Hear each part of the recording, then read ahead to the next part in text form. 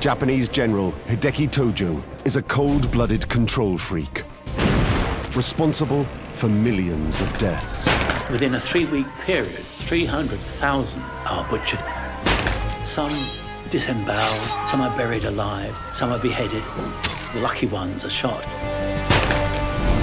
In his pursuit of ultimate power, he fights the dirtiest war ever known.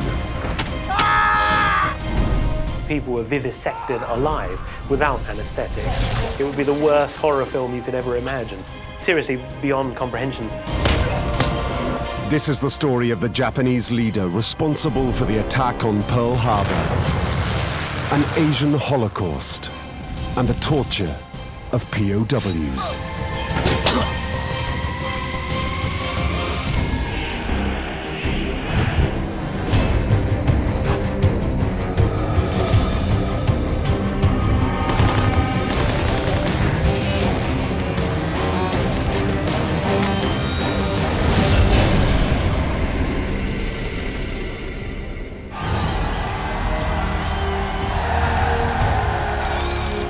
Times Square, August 14th, 1945. Americans have a lot to cheer about as they celebrate VJ Day.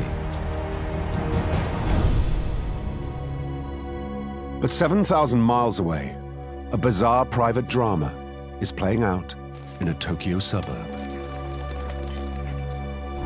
With his house surrounded by US forces, there to arrest him for war crimes, General Hideki Tojo, Japan's disgraced prime minister, prepares to die by his own hand. Suicide is something every samurai views as an honorable act. But his action is different. He goes to his doctor and he asks him, where is the heart? And the doctor, with a charcoal brush, puts a cross over his heart. Tojo, the man who waged war on the US, is a battlefield virgin. He's more accustomed to a fountain pen than a pistol. He takes a pistol, very badly aimed, and he shoots himself.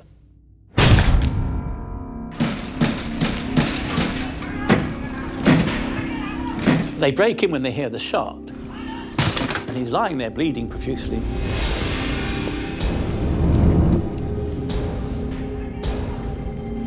He shoots into his stomach and not into the heart. It's the start of a pathetic final chapter for Japan's most evil warlord. A man with a demented vision of what his country should be, who, in trying to make it a reality, takes millions to their deaths.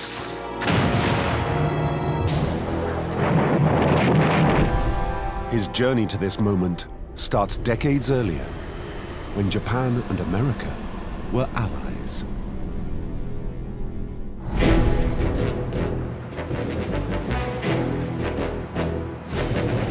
It's 1904. Japan is an emerging power, flexing its muscles. It thinks it's the natural leader of Asia, an empire waiting to happen. They have the smartest people, the hardest fighters, and an emperor who is a living god. One of the rising stars of the Imperial Japanese Army is a young second lieutenant, Hideki Tojo. He's exceptionally hardworking and has an unusually sharp intellect. His colleagues nickname him the Razor. He's born into a military family. All he knows, really, are military standards. His private life, his family life, although he married and had children, it meant nothing to him. Japan was the cause. The empire and the emperor were the cause. Japan was going somewhere, and he would be its servant, but he'd need to rise in the system in order to be an effective servant. Tojo earns a reputation as a tough, disciplined operator, putting him on track to be a general. As part of his training, he tours Europe and is especially impressed by what he sees in Germany. He dreams of a Japan that can one day be a kind of Asian Prussia.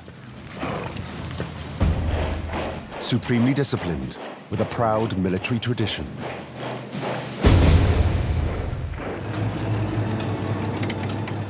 But instead, when Tojo returns to Japan, he watches his beloved homeland descend into chaos.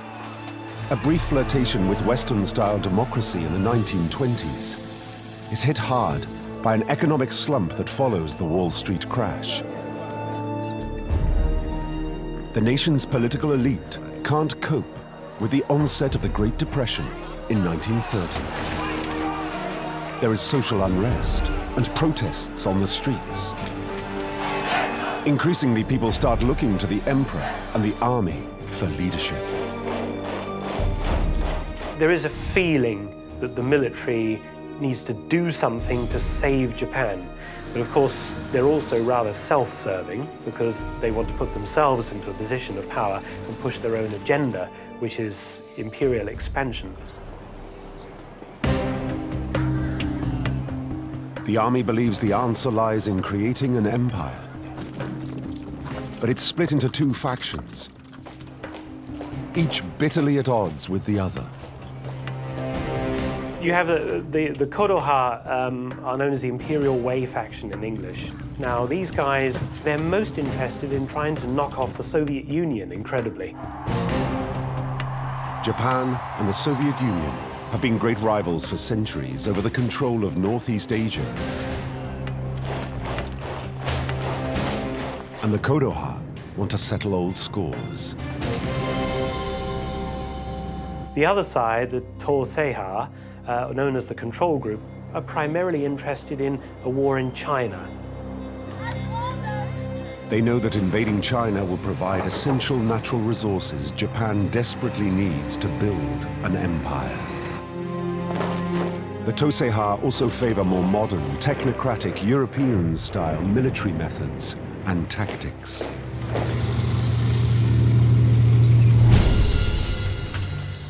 These ideas resonate with Tojo, who has been inspired by German militarism.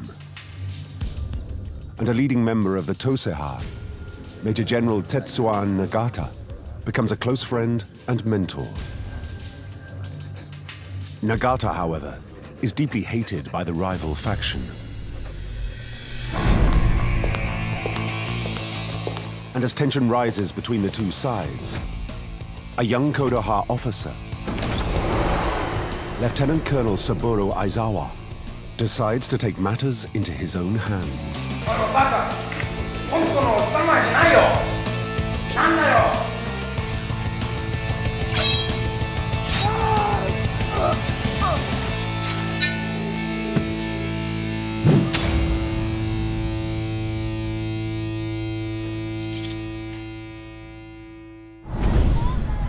The whole of Japanese society is horrified. And most of all, the emperor. To have officers in the Imperial Army, the country's most revered institution, murdering each other is unthinkable. The authorities need someone ruthlessly efficient to restore order and discipline. The obvious choice is Razor Tojo. Tojo really comes out the woodwork. He's very much siding with the Control Party. He then basically eradicates the opposing faction. Tojo starts his inexorable rise to power. His task is to identify those behind the assassination and to bring the conspirators to justice. His methods involve intimidation and torture.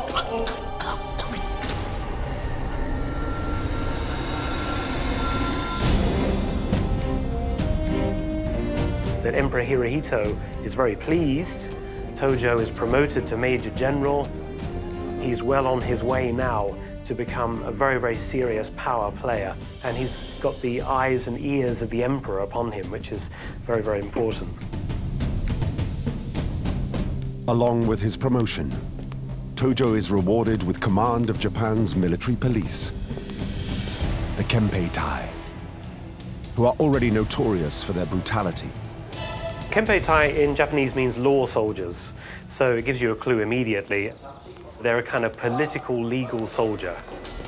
What began as a military police force now grows into something like Adolf Hitler's Gestapo, seeking out possible subversives right across Japan and its territories.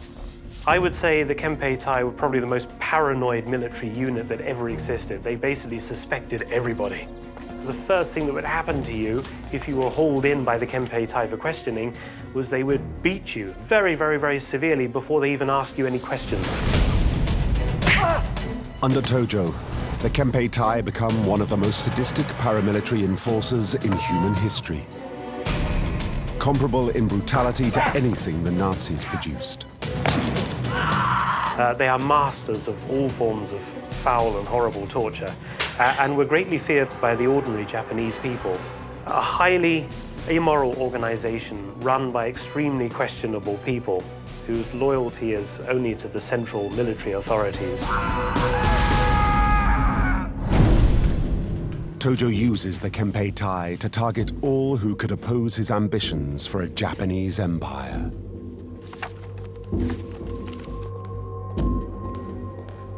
They go after communists. They also take on the Social Democrats and the Christians. Any other group that basically is opposed to these very strict emperor-worshipping, empire-building megalomaniacs who are currently in charge of the government there. So you say the wrong thing, you can be hauled off by them for anti-war statements and pacifist statements. Tojo's thought police now bend every soul in the country to their master's will. And pretty soon, civilians are policing each other with every scrap of information being fed back to Tojo. Japan is a surveillance society. People report on each other. Dossiers are held. Tojo, one of his skills as an admin figure, is to draw up a dossier on all those who are suspect in the system, either in the army or politically. And of course, if you have information, you have power. So Tojo uses that to advance his own career.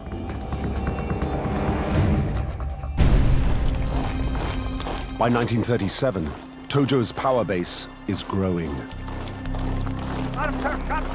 Harking back to his experiences in Europe, he looks towards Hitler and the Nazi Party.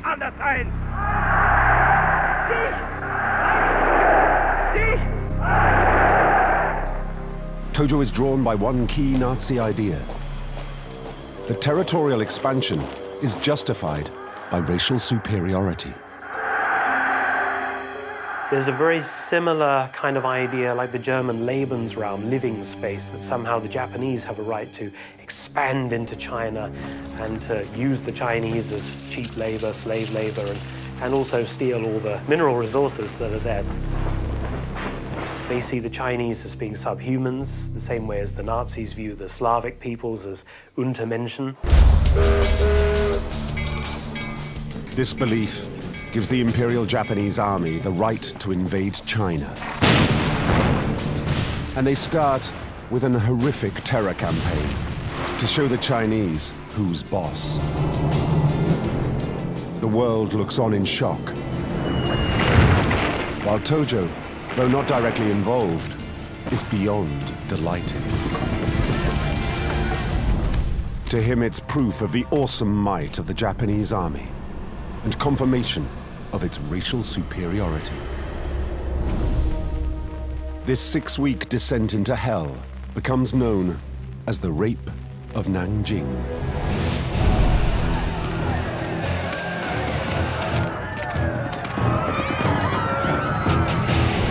Within a 3-week period, 300,000 Chinese are butchered. Not merely killed, but killed in the most brutal way. Some disemboweled, some have petrol poured over them and set fire, some are buried alive, some are beheaded. The lucky ones are shot. And with that, bestial treatment of civilians. Serial rape of, 20,000 women over a 3-week period. and bayoneting of the raped woman following the serial butchery. It beggars belief, beggars description, indeed. Tojo was well informed of this and his position. We know that the actual process of murder took place over several weeks, so this is not just an initial thing of victors arriving and going crazy for a couple of days. This was an organized assault. For Tojo, Nanjing is just what Japan should be doing, and the more of it, the better. As part of his scheme to impress the emperor, he starts banging the table for Japan to bring not just China, but the whole of Asia under its boot. His plan works. The emperor is impressed and promotes him to Minister for War. Now he's the army's man in the cabinet and the most politically influential soldier in the country. As soon as he's in the cabinet as Minister of War, he then has a platform. Now, he was a man who was very articulate, very loudly spoken, gave strong opinions. At meetings of the cabinet, Tojo did all the talking. With his newfound powers, Tojo means to consolidate Japan's control over the Chinese by crushing any form of resistance.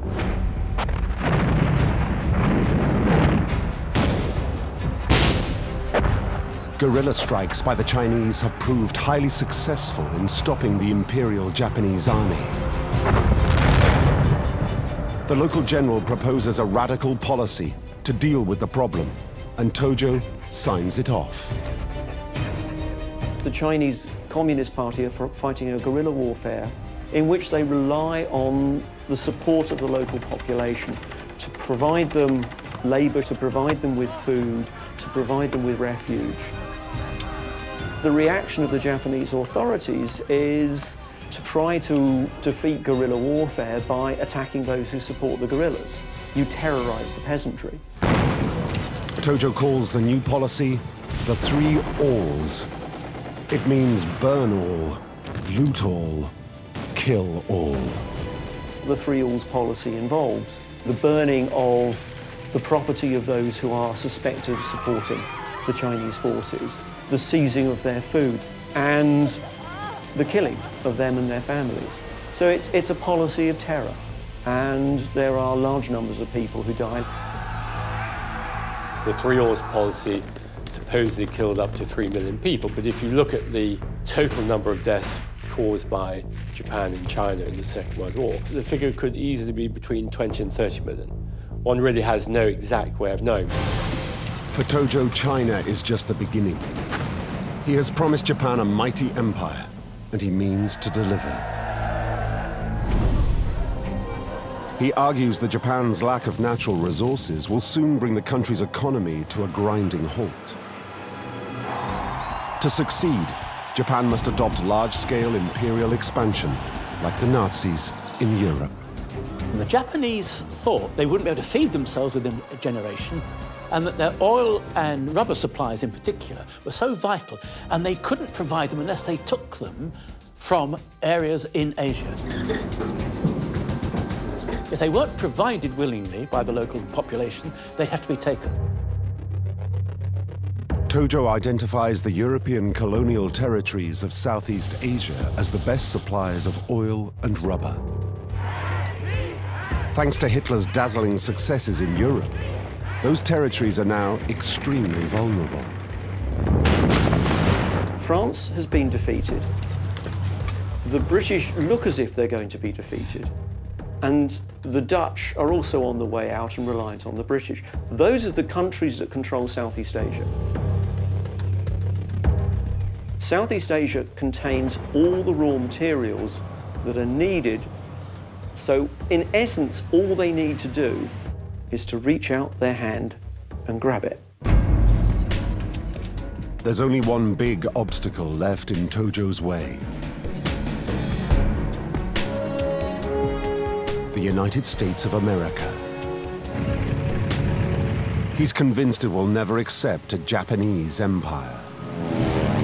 From the early 30s, Japan expects to have to go to war with the United States. And by 1939, Tojo is convinced that war is unavoidable. Not everyone agrees. Opposing Tojo's lust for war is the civilian prime minister, Fumimaro Kono, who is a peacemaker and a diplomat. But when Kono is unable to overcome Tojo's popularity in cabinet and with the emperor, and with war looking inevitable, he chooses to resign. Tojo, the emperor's favorite minister, takes his place.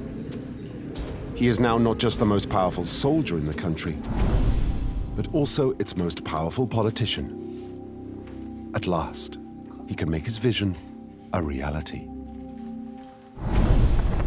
Throughout 1941, Prime Minister Tojo continues pretending to seek a peaceful solution with the US. But it's all a lie. Secretly, in meticulous detail, he is rehearsing a sneak attack that he believes will cripple the US in the Pacific. To help him in the coming war, he does something that is truly horrific. He starts investigating ways of killing people more efficiently. His secret police, the Kempei Tai, set up a lab to research toxins like anthrax. The project is called Unit 731.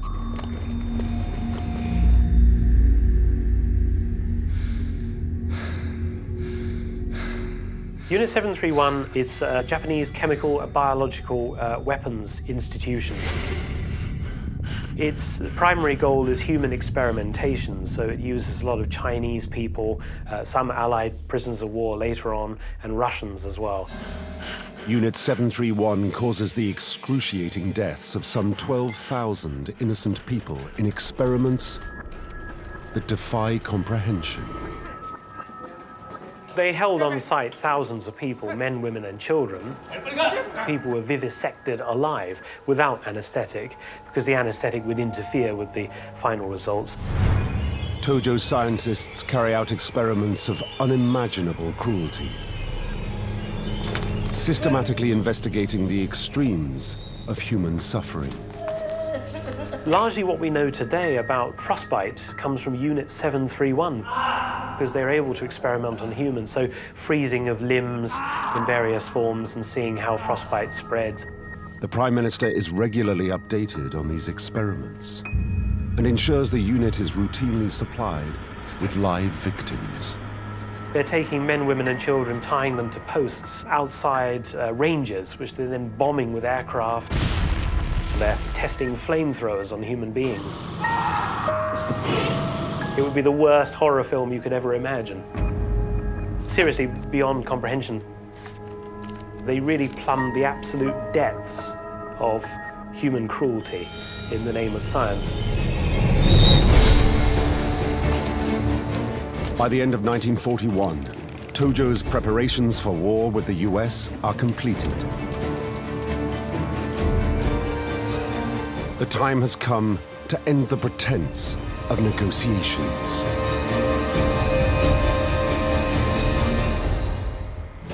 When the decision for war has been made, there is a sense of pride, of self-belief, this emphasis on morale, a belief that Japan is semi-divine. It cannot be defeated in conflict. So in a sense, they've become the victims of their own propaganda. Tojo starts his assault on America as he means to continue. He attacks the naval base Pearl Harbor without warning. His first act of war is a crime.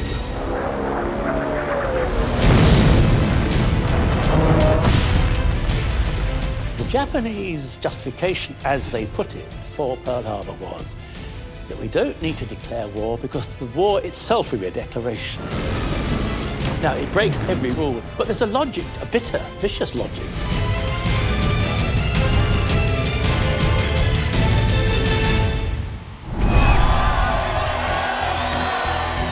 In Tokyo, excitement and jubilation is at fever pitch.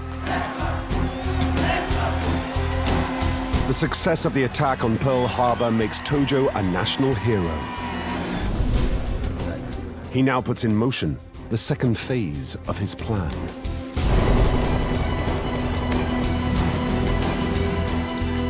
The Japanese army sweeps down the British-controlled peninsula of Malaya. At its tip is one of Japan's most sought-after prizes, Singapore. Japan has never signed the Geneva Convention, and in a field manual written by Tojo, it is clearly stated that surrender in war is a dishonorable act. Because of this, Japanese soldiers show little mercy to the Allies. Just one example is the Alexandra Hospital, when British casualties and medical staff try to surrender.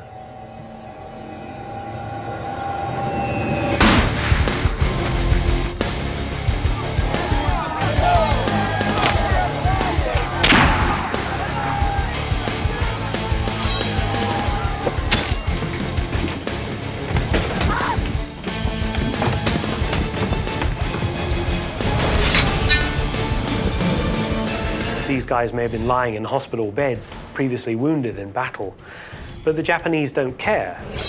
These extremes of viciousness are fueled by Tojo's potent brew of Japanese nationalism and racist ideology picked up from the Nazis.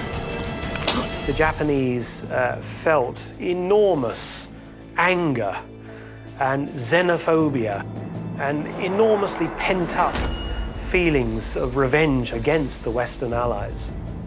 It was a race war. They simply are killing people in very large numbers to work off some of this pent-up xenophobic rage that they have towards the West. Again and again, as Tojo's war machine spreads across Southeast Asia, the same pattern of senseless savagery plays out. In December 1941, Japan invades the Philippines,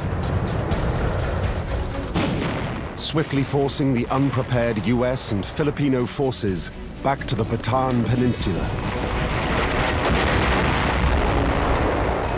The battle for Bataan results in a massive US surrender.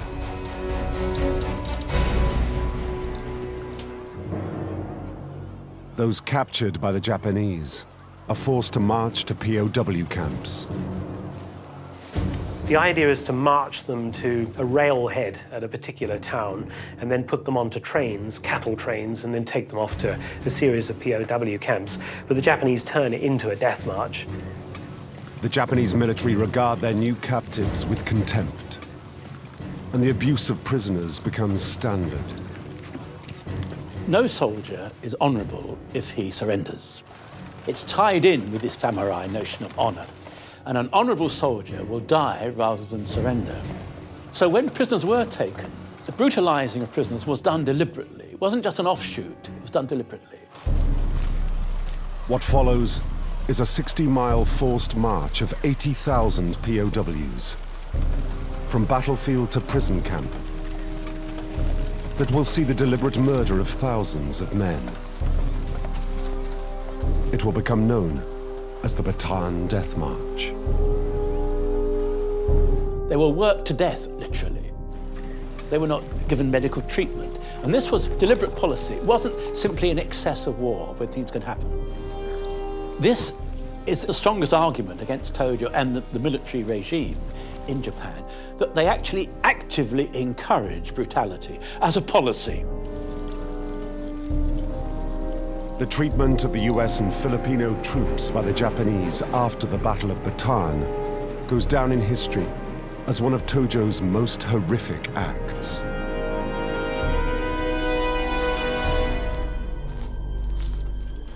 So we see an awful lot of random killings happen very early on. For example, anybody who was quite tall was generally singled out and abused or killed, because the taller you are, the more Anglo-Saxon you are in the eyes of the Japanese. They deliberately deny the men water.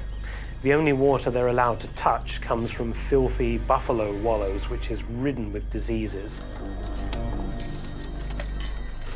Every time they step out of line, they're either beaten or shot or bayoneted.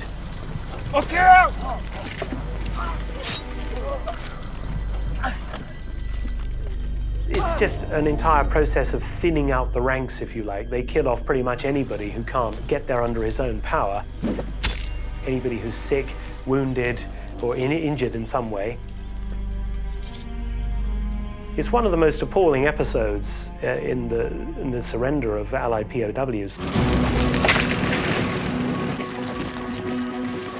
The extent of the murder committed by the Japanese army is really quite unique and quite extraordinary. Literally every single place where they occupied, there were astonishing scenes of brutality. And not just against soldiers, you could possibly understand that, but nuns, priests, local natives who'd really done nothing at all. They would behead them, rape them, and torture them in very extraordinary ways.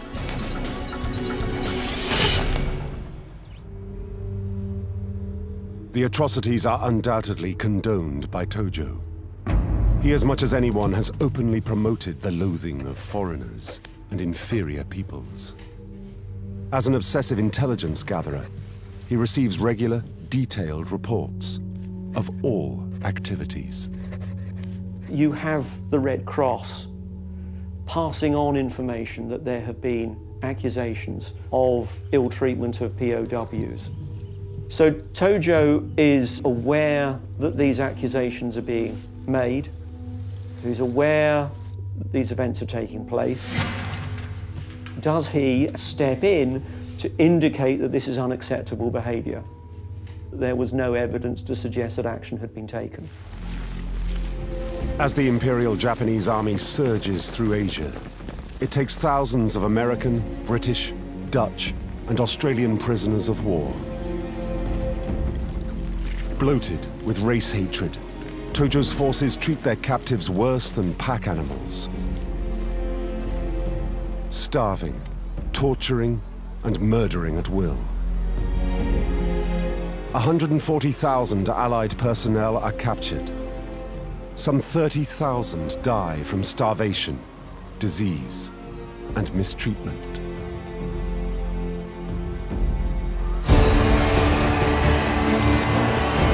Now, at the height of his popularity, Tojo is expecting a US surrender any day. So he makes a move to seize even more political power. Already Prime Minister and Minister for the Army, he takes every significant government post for himself. He becomes the Home Secretary, becomes Defense Minister, War Minister, Minister of Munitions. He is as powerful as any single figure could be under the Emperor. The war has become Tojo's personal project, and it seems to be going beautifully. But that delusion is about to be shattered.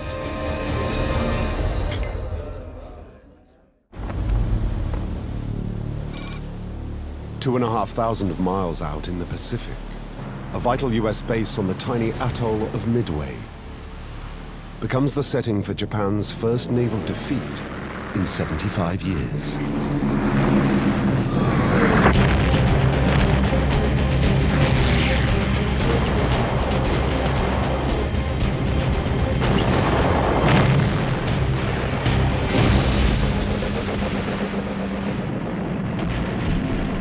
The Battle of Midway strips Japan of its naval dominance in the Pacific. For Tojo, the man whose power rests on promising his emperor victory, it's a personal and political disaster. His career, his future, his belief is tied to success in war. There's no room for maneuver. He can't explain away defeat. And that's Tojo's great dilemma. Tojo is entering uncharted waters. And so he turns to that guiding principle of the Japanese army, the samurai spirit, which confronts defeat with suicide. In the name of the emperor, he tells Japan's civilian population they must fight to the death. Everyone must get ready to die, even children.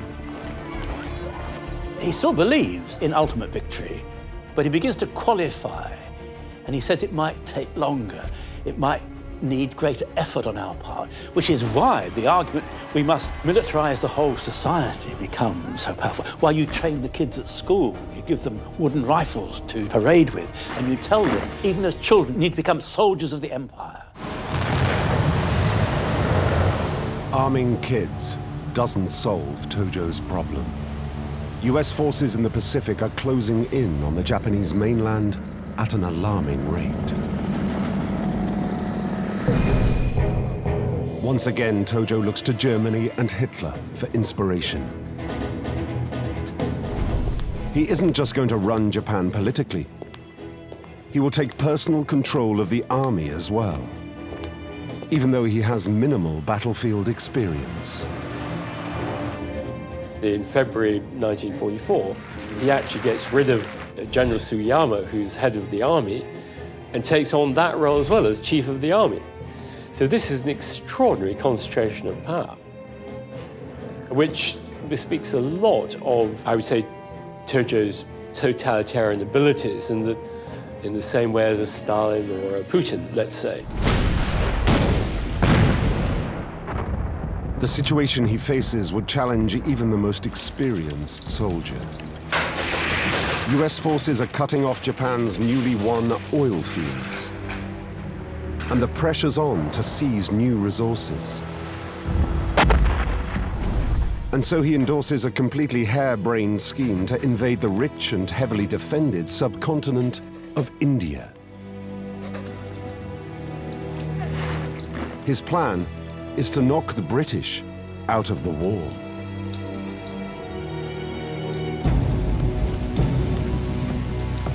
Tojo's ignorance of how to fight a war is clear right from the start. The army simply doesn't have the supplies or support systems for the job. Their logistic train involves basically marching 30,000 cattle in with them, which are very soon used up.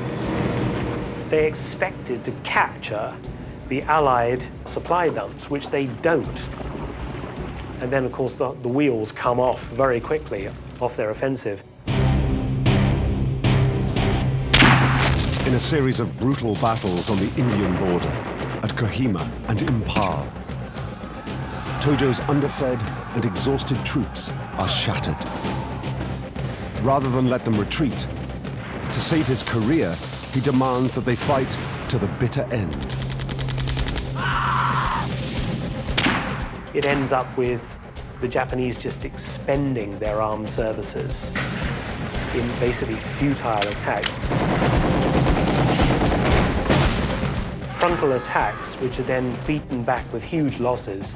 The next day they'll do exactly the same thing again in the same spot at the same time, and again and again and again. And it shows you how little they care for the lives of their men as well. The ordinary Japanese soldier is just simply a tool of the emperor. He's something to be thrown away if necessary in the defense of those ideals.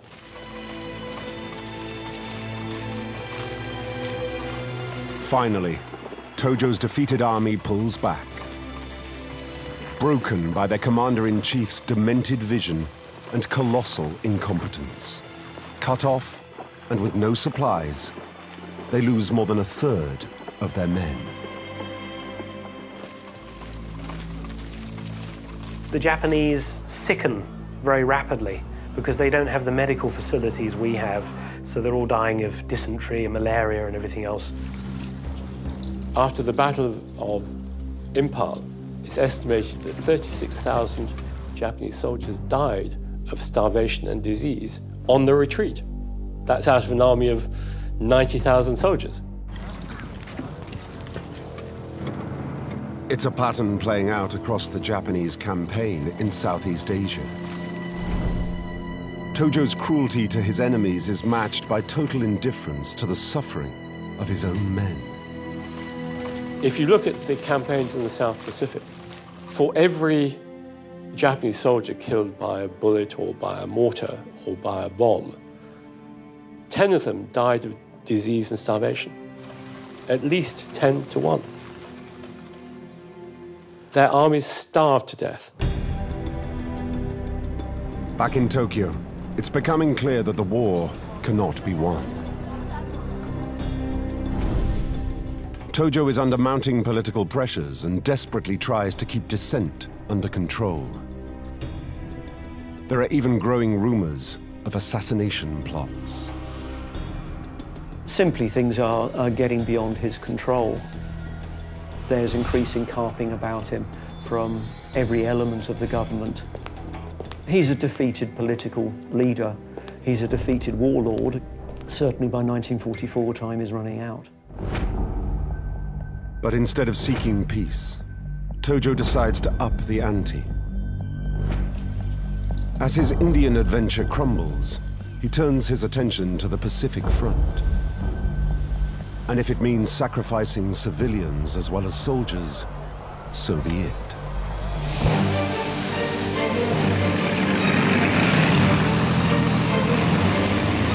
In June 1944, the US fleet attacks the island of Saipan.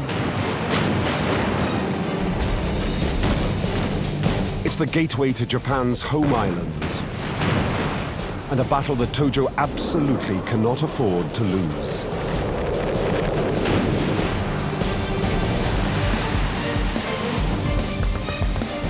But Saipan does fall, and the Japanese general defending it follows Tojo's orders to fight to the death, along with most of his men.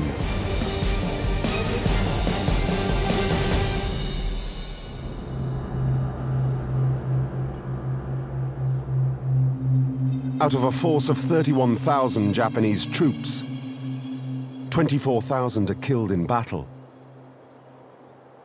and 5,000 commit suicide.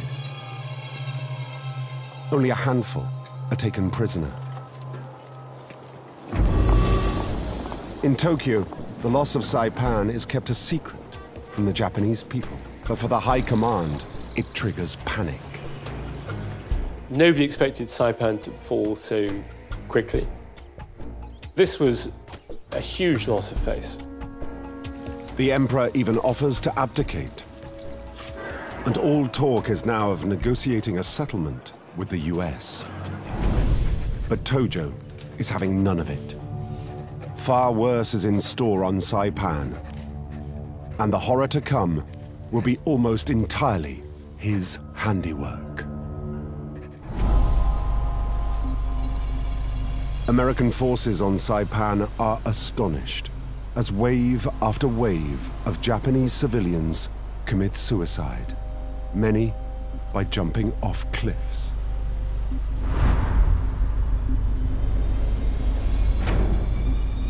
To a man and woman, they chose to kill themselves rather than be taken prisoner. The American troops found this extraordinary. They offered them quarter. They broadcast for days through loudspeakers that you can surrender. In their thousands on Saipan, they preferred to jump to their death rather than submit. To the American troops, the mass suicide of Japanese civilians is incomprehensible. It is suspected that Tojo may have persuaded the emperor to order the suicides. His perverse reasoning is that if they surrender, they'll be well looked after. The only thing worse than Saipan falling is the Japanese people finding out that the US is not evil. There was a great fear that the Americans would treat Japanese civilians well, and that could potentially cause some kind of revolutionary activity in Japan. As many as 20,000 civilians on Saipan die by their own hands, on the direct orders of Tojo and Hirohito. It's a tragedy, a terrible tragedy on a terrible scale. And it shows how callous and heartless the Japanese military actually was in extending these kind of policies, not just from soldiers, but to civilians. But those needless deaths do not save the razor. The emperor finally loses patience. Prime Minister Tojo's last task in office is to broadcast the news of the fall of Saipan to a shocked and frightened nation. His popularity was so high when the war was going well, and it's almost a complete inverse. When the war goes badly, and Saipan is the key one, it swings totally against him. On July the 18th, 1944, Tojo resigns as Prime Minister. But even though his career may be finished, he's built a war machine that can't be switched off. And the civilian suicides on Saipan are just the beginning. Now, although he's no longer leading Japan after July 44, his legacy, the military legacy, which he was the great spokesman for, is that you will die in the cause of the emperor and the empire. What he's left after 4 years of leadership is this notion that's become part of the culture of Japan, that the samurai end is the only way. Tojo's legacy will be pointless banzai charges, kamikaze pilots,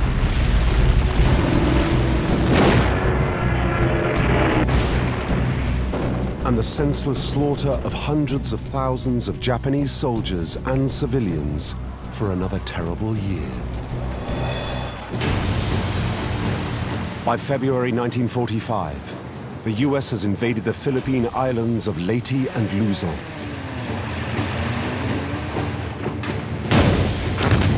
Forcing the Japanese out of the capital, Manila, in one of the bloodiest urban battles of the war. Now, America sets its sights on Japan's home islands.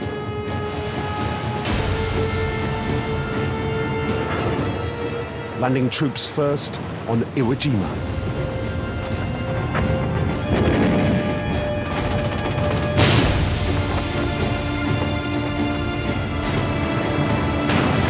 And then Okinawa.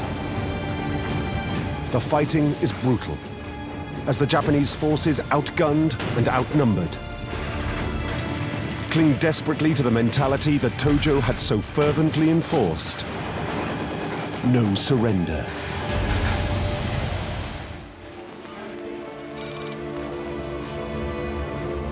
At this point, America has a terrifying new weapon, capable of bringing Japan to its senses. When Japan does not respond to a warning and a demand for unconditional surrender, the first atomic bomb is dropped on Hiroshima on August the 6th, 1945.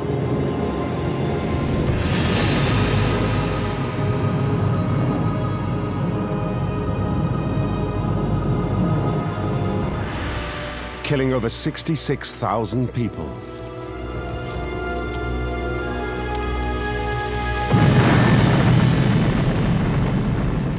It takes a second bomb on Nagasaki before an utterly defeated Japan accepts it must surrender.